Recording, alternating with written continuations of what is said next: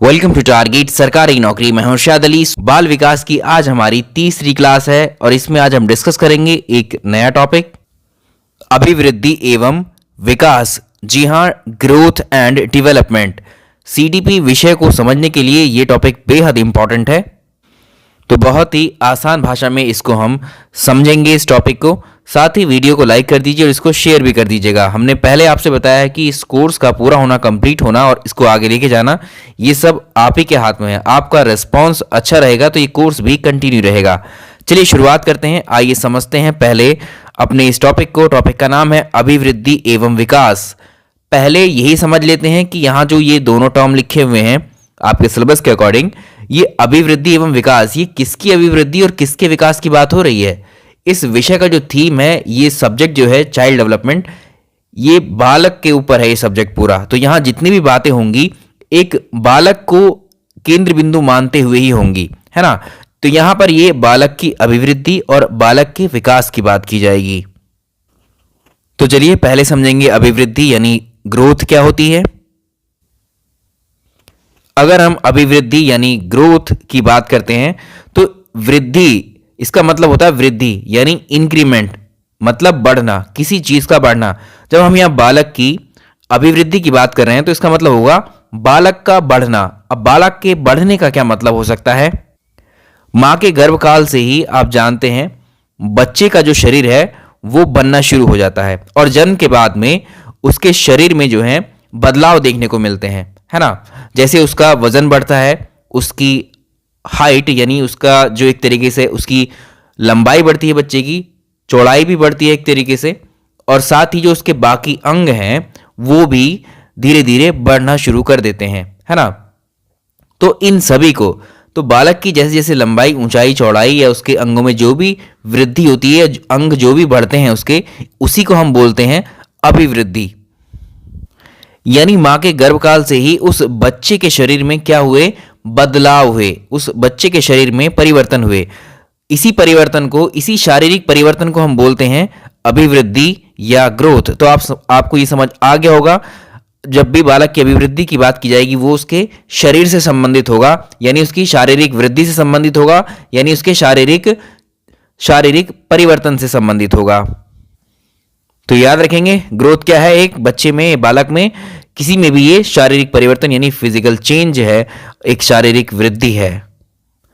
अब बच्चे का जो शरीर या बालक का जो शरीर बढ़ रहा है, बालक के शरीर के बढ़ने का और मतलब क्या है। तो देखिए हमारा शरीर जो है कोशिकाओं से मिलकर के बना होता है, नंबर ऑफ सेल से मिलकर के बना होता है। जब वो कोशिकाएं बढ़ती हैं, जब न्यूट्रिशन बच्चे को मिलना शुरू होता है तो कोशिकाएं जो हैं बढ़ना शुरू करती हैं। कोशिकाओं के बढ़ने की वजह से अंग भी बड़े होने लगते हैं, उसी को हम बोलते हैं अभिवृद्धि यानी ग्रोथ। तो ये पूरी टोटली क्या है, ये हमारे अभिवृद्धि या ग्रोथ शरीर से संबंधित है ये बालक के। ये चीज आपको समझ आ गई। अब समझेंगे विकास क्या होता है। चलिए अब बात करेंगे हम विकास की, यानी डेवलपमेंट क्या होता है। अभी हमने देखा कि एक बालक के जन्म के बाद या एक बालक के जन्म से उसके शरीर में वृद्धि होने लगती है। इसके साथ साथ उसके शरीर में वृद्धि के साथ साथ आप मान लीजिए वो जो है करवट लेना सीख रहा है, बैठना सीख रहा है, चलना सीख रहा है, घुटने के बल चलेगा पहले, फिर खड़े होना सीख रहा है, और उसके माता पिता या आसपास के जो लोग होंगे उसको बोलना सिखाएंगे। कुछ समय बाद बालक बोलने के साथ कुछ समय लेगा, है ना, और बालक में जो है सोचने का स्तर उसका बढ़ने लगेगा। वो सोचना शुरू करेगा, वो लोगों के साथ, उस समझ के साथ, उस सोचने के स्तर के साथ में, उस एज के हिसाब से उनके साथ व्यवहार करेगा।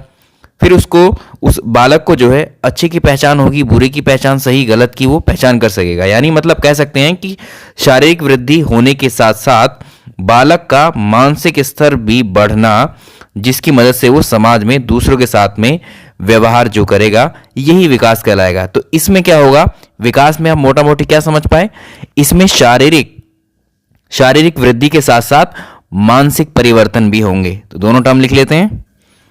यानी उसके शरीर में परिवर्तन होने के साथ साथ, शरीर में चेंज होने के साथ साथ उसमें मानसिक परिवर्तन भी होने शुरू हो जाएंगे। वो मानसिक तौर पर जो है वो विकसित होना शुरू हो जाएगा। जिस तरह से शरीर उसका विकसित हो रहा है, उसी तरह से उसका जो दिमाग है, उसका जो माइंड है, वो भी विकसित होगा इसके साथ साथ। इन दोनों का एक साथ जो परिवर्तन होता है शारीरिक और मानसिक, यही डेवलपमेंट कहलाता है। समझ आया? इसका मतलब हम ये समझ पाए जो ग्रोथ है वो ग्रोथ किसका हिस्सा है? विकास, डेवलपमेंट का ही एक पार्ट है क्या? ग्रोथ। ठीक है, यहां पर हम क्या है, शरीर में वृद्धि होते हम देख रहे हैं, है ना। वजन को हम क्या कर सकते हैं? तोल सकते हैं। हाइट को इसकी माप सकते हैं, कितनी लंबाई है, कितनी हाइट है, ऊंचाई। अगर हम शारीरिक परिवर्तन में ये सब देख सकते हैं, कर सकते हैं, लेकिन मानसिक परिवर्तन की जब हम बात करते हैं तो क्या ये इसका आप पता लगा सकते हैं कि वो बच्चा अच्छा है तो कितना किलो अच्छा है? यहाँ तो उसका वजन माप सकते हैं कि 10 किलो का बच्चा है, 5 किलो का बच्चा है ना। तो यहाँ इन मेंटल स्टेट्स का मापन जो है नहीं हो पाता। ये दोनों टर्म हमने समझ ली। अभी इनके डिफरेंस को जानते हैं। पहले हम डिफरेंस पे बनते हैं क्वेश्चन यहाँ से। अगर हम बात करें अच्छा बुरा या सही गलत की जो पहचान, जो व्यवहार कर रहा है बच्चा, ये जो सारे शब्द अभी हमने डिस्कस किए, ये क्या है? गुण होते हैं ये। ठीक है, ये क्वालिटी होती है बच्चे के अंदर। तो ये क्या हुआ? ये सब क्वालिटी हैं। जो मानसिक परिवर्तन होगा एक्चुअली उसके क्वालिटी उसके अंदर एक तरीके से विकसित हो रही हैं, गुण विकसित हो रहे हैं। चलिए हम बात करेंगे किसकी अब? अभिवृद्धि और विकास, इनमें क्या डिफरेंसेस हैं इसको डिस्कस कर लेते हैं। पहला जो इंपॉर्टेंट अंतर है वो ये है। चलिए, इसमें जो पहला डिफरेंस है, जो मेन है, सारे ही अच्छे हैं। अभी जितना भी हमने डिस्कस किया उसी के हिसाब से हम इन्हें एक्सट्रैक्ट करेंगे, बहुत आसानी से समझ आ जाएंगे, एक एक पॉइंट को क्लियर करेंगे। अभिवृद्धि और विकास में जो पहला डिफरेंस हम डिस्कस करेंगे, जो अभिवृद्धि यानी ग्रोथ है, ये एक पक्षीय होती है, वन साइडेड होती है। वो कैसे एक पक्षीय? कैसे? जैसे हमने अभिवृद्धि में बात की तो इसमें केवल शरीर की ही बात की जा रही थी, है ना। इसमें केवल शरीर की ही बात की जा रही थी, तो ये वन साइड ही दिखा रहा है। ठीक है, तो ये एक पक्षीय होगा, वन साइडेड कॉन्सेप्ट है ये अभिवृद्धि यानी ग्रोथ। अगर हम विकास की बात कर रहे थे तो विकास में क्या है? इसमें शारीरिक पक्ष भी शामिल है, इसमें मानसिक पक्ष भी शामिल है, इसमें संवेगात्मक जितने भी प्रकार के पक्ष हो सकते हैं ये सभी शामिल है। तो ये बहुपक्षी, बहु मतलब बहुत सारे, तो इसमें विकास जो है ये बहुपक्षीय अवधारणा होती है ना। पहले पॉइंट को हम दूसरी तरह से भी लिख सकते हैं कि अभिवृद्धि जो है संकुचित होती है। संकुचित होने का मतलब है जब कभी हम एक पक्ष के बारे में ही बात करते हैं तो वो दृष्टिकोण जो होता है, वो नजरिया हमारा संकुचित कहलाता है। तो अभिवृद्धि को हम एक पक्ष में ही देख रहे हैं तो वो संकुचित होती है। विकास का मतलब होता है व्यापक है, ब्रॉड है, मतलब इसमें जब हम बहुपक्षों की बहुत सारे पक्ष इसमें शामिल करते हैं तो वो व्यापक होता है अर्थ में। चलिए अगला पॉइंट देखेंगे। अगला डिफरेंस, अभिवृद्धि जो ग्रोथ होती है, ये अभिवृद्धि एक निश्चित समय के बाद में रुक जाती है। पहले इसको समझ लेते हैं कैसे। एक निश्चित समय के बाद रुकने का मतलब ये है कि जैसे हम गर्भकाल से ही जो एक बालक होता है, बच्चे का जब जन्म होता है उसके बाद तक जो है हमारे शरीर में वृद्धि होती है, शारीरिक वृद्धि होती है। 15-16 वर्ष की आयु होने तक हमारी लंबाई बढ़ती है, उसके बाद में रुक जाती है ना। ये आप जानते हैं। तो अभिवृद्धि क्या हो गई? ये एक निश्चित समय के बाद में ये शारीरिक वृद्धि रुक जाती है। अगर सिर्फ वृद्धि होती रहती हमेशा तो आप देखते हैं हाइट कितनी ज़्यादा हो जाती हम लोगों की, है ना। हाइट ज़्यादा हो जाती, शरीर कितना बड़ा हो जाता, जिस एज के हिसाब से अगर बढ़ते ही चले जाते हमेशा तो, है ना। उसके लिए हमारे घर कितने बड़े बड़े बनाने पड़ते हैं हमको रहने के लिए, हाइट के अकॉर्डिंग अपनी। तो ये क्या है? ये जाहिर है कि ये रुक जाती है ये, है ना। लेकिन अगर विकास की बात करें, विकास में हमने बहुत सारी चीज़ें शामिल की थी।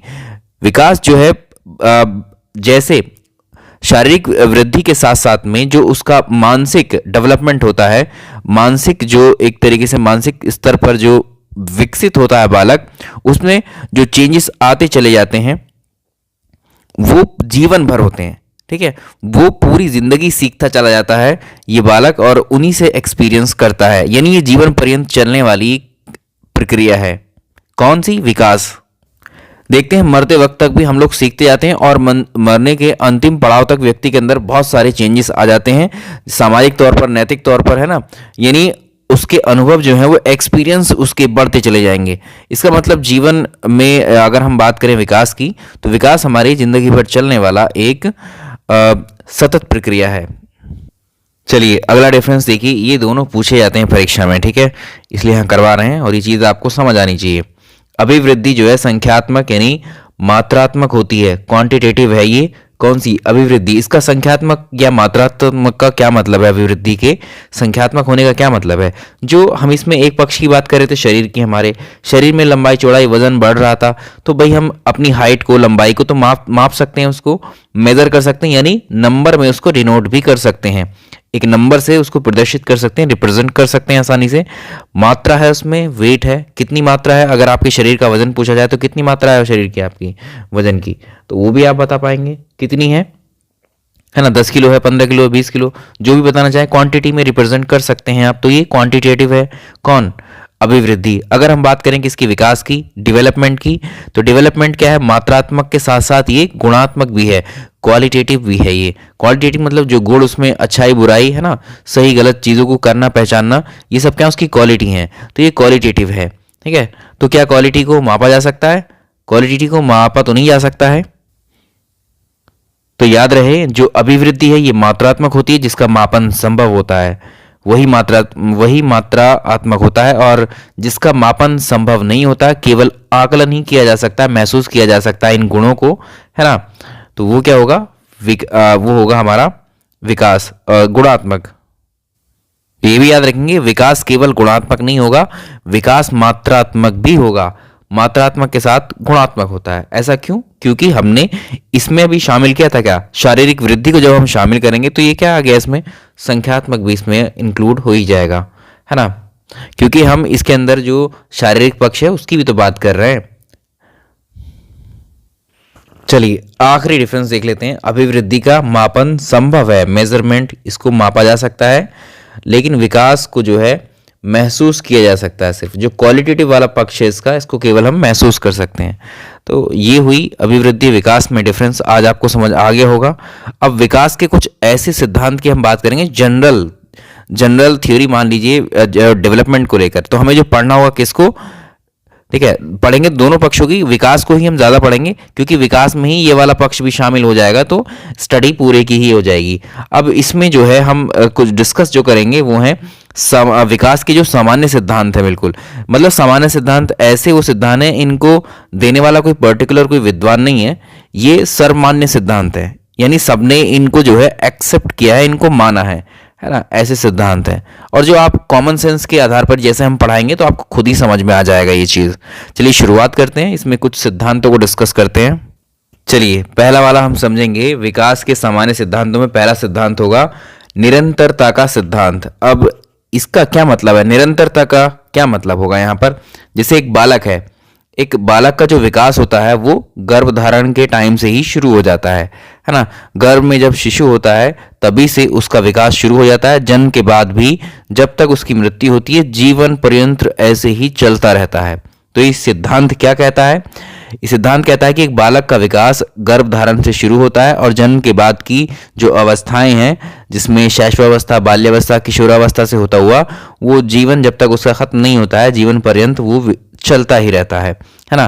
तो ये क्या है इस सिद्धांत को, इसलिए विकास यहाँ पर क्या है? विकास यहाँ निरंतर चल रहा है ना।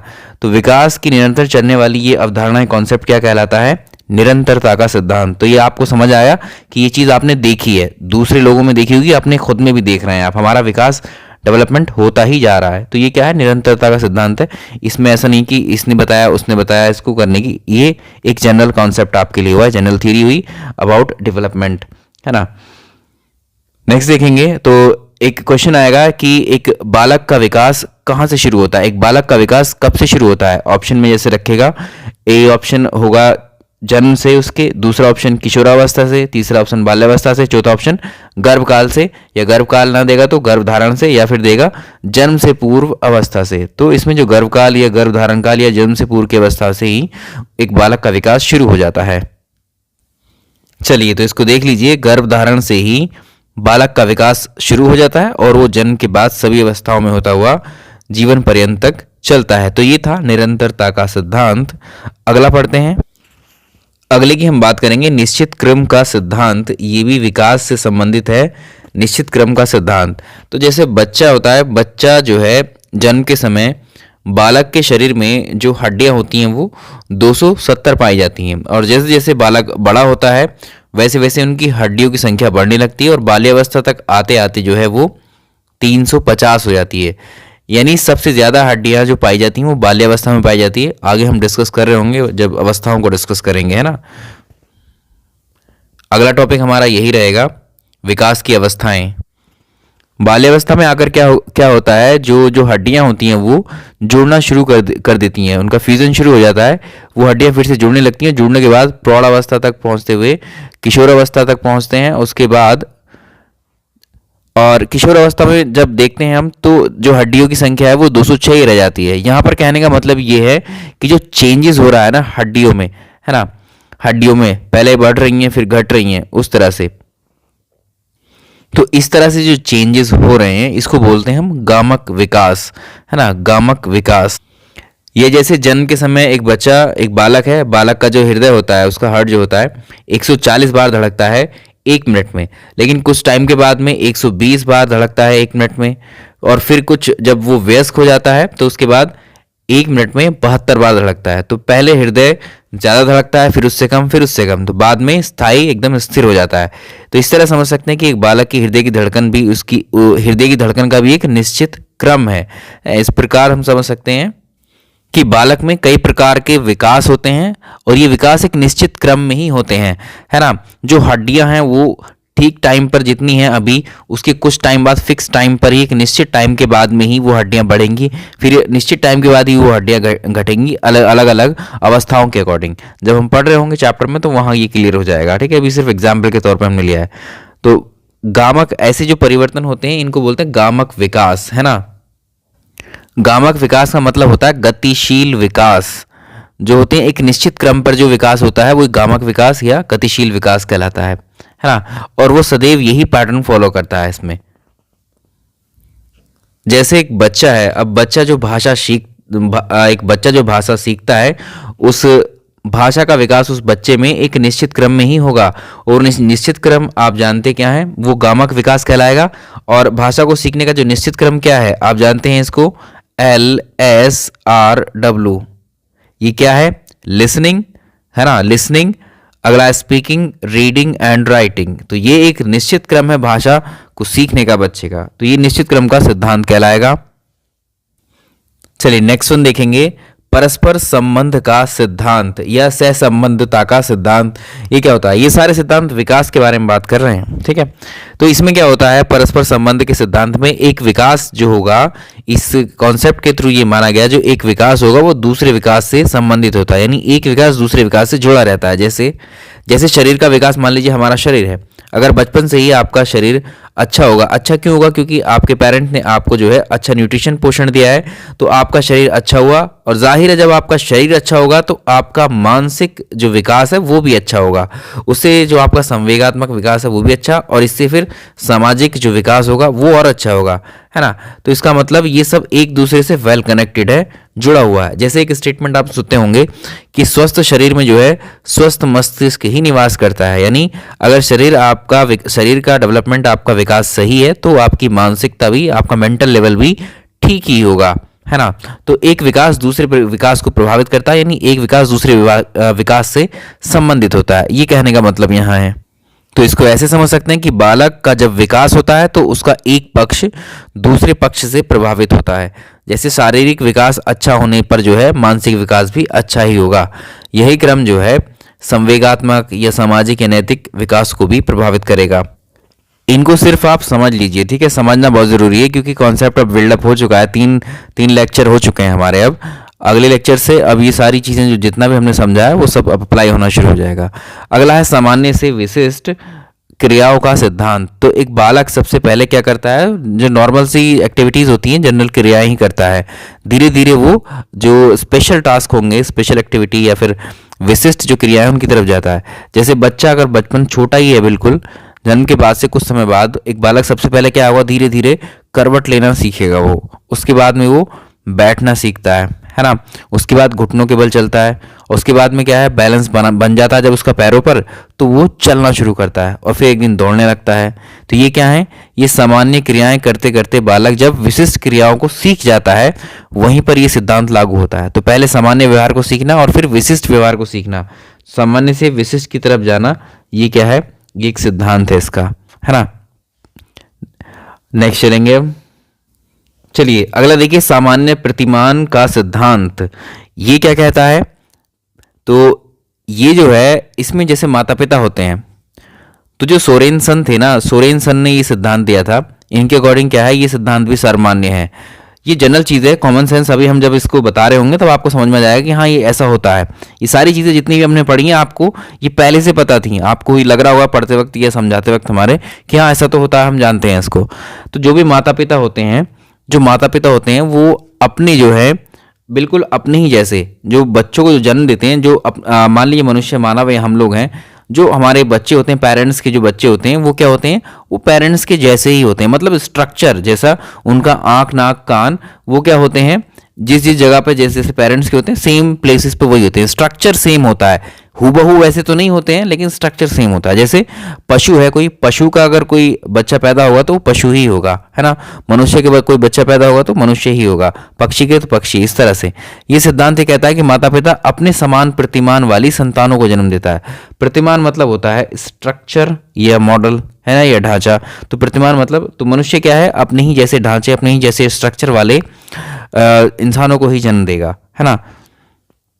तो ये हो गया सोरेनसन के अनुसार, जैसे माता पिता होते हैं वैसे ही समान प्रतिमान वाली संतानों को वो जन्म देते हैं।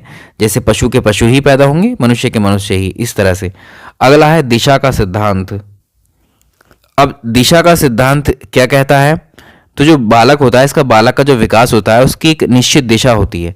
निश्चित दिशा में सदैव आप देखेंगे जो बच्चे का विकास है, एक बालक का विकास सिर से लेकर पैर की तरफ होता है। पहले उसका सिर का विकास होता है, फिर बाकी अंग उसके डेवलप होते हैं, है ना। तो इस सिद्धांत के अनुसार विकास सदैव सिर से पैर की ओर होगा, फिर यानी कह सकते हैं केंद्र से परिधि की ओर भी ये सिद्धांत कहलाता है। तो इसी को हम बोलते हैं मस्तकोर्ध्वमुखी विकास। इसी को हम बोलते हैं क्या, मस्तकोर्ध्वमुखी विकास। मतलब मस्तिष्क का विकास उसके पहले होगा, मस्तिष्क का विकास, उसके बाद में मुख का, बाकी सभी अंगों का और बाद में, है ना। तो ये हो गया। अब 7वें नंबर का जो अगला है हमारा वो है विभिन्नता का सिद्धांत। चलिए विभिन्नता के सिद्धांत को समझेंगे, ये क्या है। इसका मतलब ये होता है, जे मान लीजिए एक फैमिली है, एक माता पिता है, उस फैमिली में माता पिता को जाहिर है कि एक से ज़्यादा संतानें हुई उनको। और ये सिद्धांत क्या कहता है, जो उनकी एक से ज़्यादा संतानें, मान लीजिए किसी फैमिली में 4 संतानें हैं, तो चारों संतानों का जो विकास है ना वो बिल्कुल अलग अलग होगा। हो सकता है एक का अच्छा हो गया और एक का उससे कमज़ोर हो गया। तो प्रत्येक संतान का जो विकास है वो अलग अलग होता है। ये है विभिन्नता का सिद्धांत। सिंपल है सारे के सारे, कुछ ज़्यादा हेडेक वाली चीज़ें नहीं है। इसमें लास्ट देखेंगे हम चक्राकार विकास का सिद्धांत। जो विकास पहले जल्दी हो जाता है, जैसे मान लीजिए शीघ्रता से हो जाता है, वो विकास कुछ समय के लिए फिर रुक जाता है। फिर दूसरे, जैसे मान लीजिए हमारा शरीर है, हमारे शरीर में जैसे शरीर का विकास, जो हमारा सर है ना, सर का विकास पहले हुआ, फिर वो रुक गया। फिर बाद में दूसरे अंगों का विकास होता है, जो बाकी संतुलन में आ जाने के बाद में फिर सभी का एक साथ होता है। जैसे सिर का विकास तेजी से हुआ, फिर तब तक सिर का विकास रुक जाएगा जब तक बाकी अंगों का विकास जो है संतुलन में नहीं आ जाता है, वरना तो हमारा सिर ही डेवलप होकर बहुत ऊंचा, मतलब बहुत बड़ा हो जाता है ना। तो इसलिए एक क्या है, ये एक चक्र जैसी स्थिति है यहाँ पर, है ना। तो इसको हम कहेंगे क्या, चक्राकार विकास सिद्धांत। तो ये हुए हमारे विकास के सिद्धांत।